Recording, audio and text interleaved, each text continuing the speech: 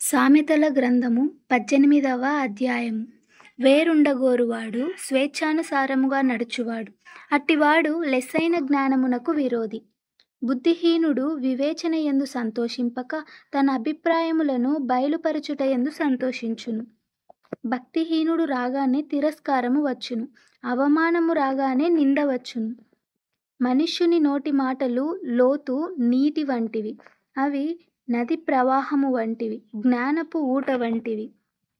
తీర్పు తీర్చుటలో భక్తిహీనుల ఎడల పక్షపాతము చూపుటయు, నీతిమంతులకు న్యాయము తప్పించుటయు క్రమము కాదు. బుద్ధిహీనుని పెదవులు కలహమునకు సిద్ధముగానున్నవి, దెబ్బలు కావలెనని వాడు కేకలు వేయును. బుద్ధిహీనుని నోరు వానికి నాశనము తెచ్చును, వాని పెదవులు వాని ప్రాణమునకు ఉరి తెచ్చును. కొండెగాని మాటలు రుచిగల భోజ్యము, అవి లోకడుపులోనికి దిగిపోవును. పనిలో జాగు చేయువాడు నష్టము చేయువానికి సోదరుడు. యెహోవా నామము బలమైన దుర్గము, నీతిమంతుడు అందులోనికి పరిగెత్తి సురక్షితముగా నుండును. ధనవంతునికి వాని ఆస్తి ఆశ్రయ పట్టణము, వాని దృష్టికి అది ఎత్తైన ప్రాకారము. ఆపత్తు రాకమునుపు నరుని హృదయము అతిశయపడును, ఘనతకు ముందు వినయముండును. సంగతి వినకముందు ప్రత్యుత్తరమిచ్చువాడు తన మూఢతను బయలుపరచి సిగ్గునొందును. నరుని ఆత్మ వాని వ్యాధి నోర్చును, నలిగిన హృదయమును ఎవడు సహింపగలడు?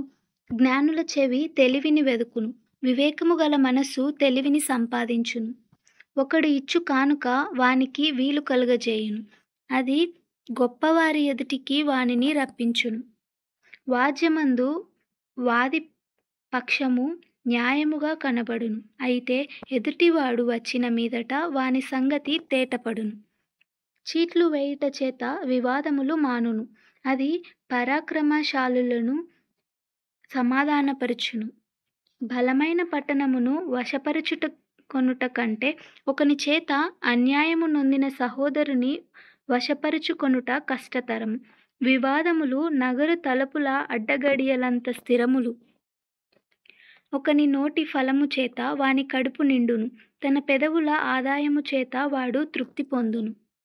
జీవ మరణములు నాలుక వశము, దాని యందు ప్రీతిపడువాడు దాని ఫలము తిందురు. భార్య దొరికిన వానికి మేలు దొరికెను, అట్టివాడు యెహోవా వలన అనుగ్రహము పొందినవాడు. దరిద్రుడు బతిమాలి మనవి చేసుకొనును, ధనవంతుడు దురుసుగా ప్రత్యుత్తరమిచ్చును. బహుమంది చెలికాండ్రు గలవాడు నష్టపడును, సహోదరుని కంటెను ఎక్కువగా హత్తియుండు స్నేహితుడు కలడు.